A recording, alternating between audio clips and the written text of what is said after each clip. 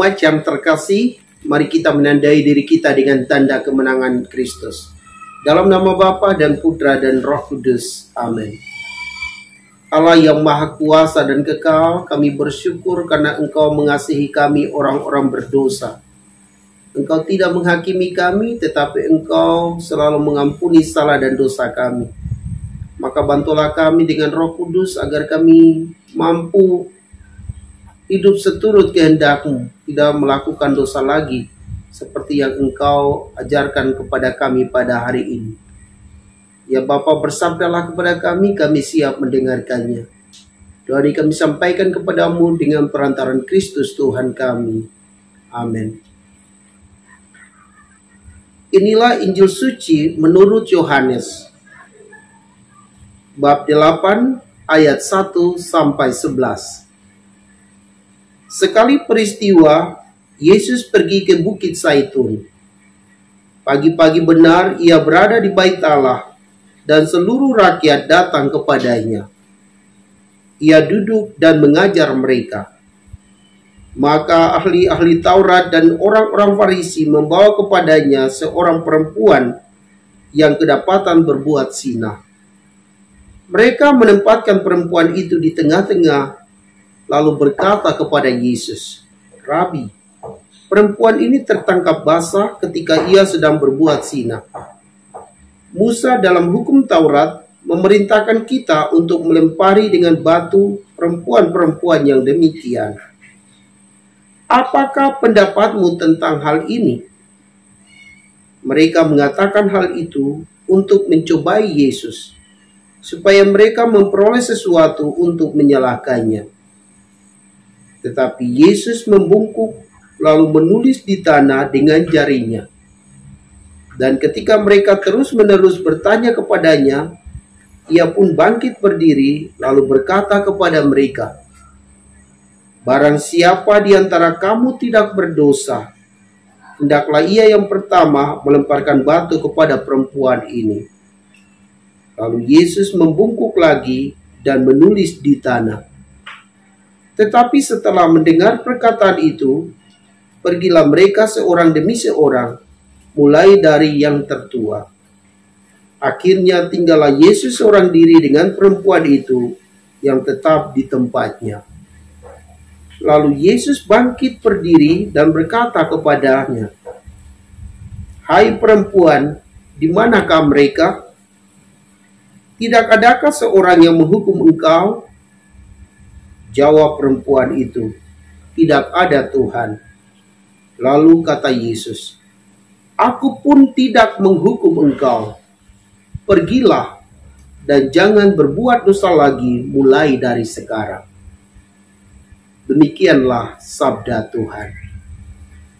Shalom Bapak Ibu, Saudara dan Saudariku yang Tuhan Yesus kasihi. Penginjil Yohanes menceritakan bahwa orang-orang Farisi dan ahli-ahli Taurat membawa seorang perempuan yang kedapatan berbuat zina kepada Yesus.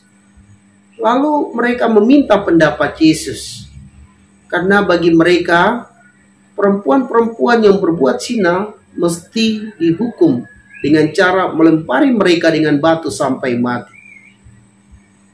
Lalu Yesus berkata kepada mereka, "Barang siapa di antara kamu yang tidak berdosa, hendaklah ia yang pertama melemparkan batu kepada perempuan ini." Lalu apa yang terjadi? Mereka masih mendesak Yesus lagi untuk meminta pendapat Yesus. Yesus lalu berdiri dan berkata demikian. Dan apa yang mereka lakukan? Ketika mereka mendengar kata-kata Tuhan Yesus ini, mereka mulai pergi dari tempat itu. Mulai dari yang paling tua, kemudian yang dewasa, dan lain sebagainya. Dan tinggallah perempuan itu dengan Yesus. Lalu Yesus akhirnya bangkit berdiri dan berkata kepada perempuan itu, "Hai perempuan, di manakah mereka? Tidak adakah seorang yang menghukum engkau?" Jawab perempuan itu, "Tidak ada Tuhan." Lalu kata Yesus, "Aku pun tidak menghukum engkau. Pergilah dan jangan berbuat dosa lagi mulai dari sekarang." Bapak, Ibu, saudara-saudari yang Tuhan Yesus kasihi, Yesus tidak menghukum orang yang berdosa. Sama seperti Allah Bapa di sorga tidak menghukum orang yang berdosa. Ketika orang itu datang kepada Yesus, Yesus sekali lagi tidak menghukum mereka. Yesus justru menunjukkan cinta yang besar kepada orang berdosa, kepada perempuan yang berbuat zina ini.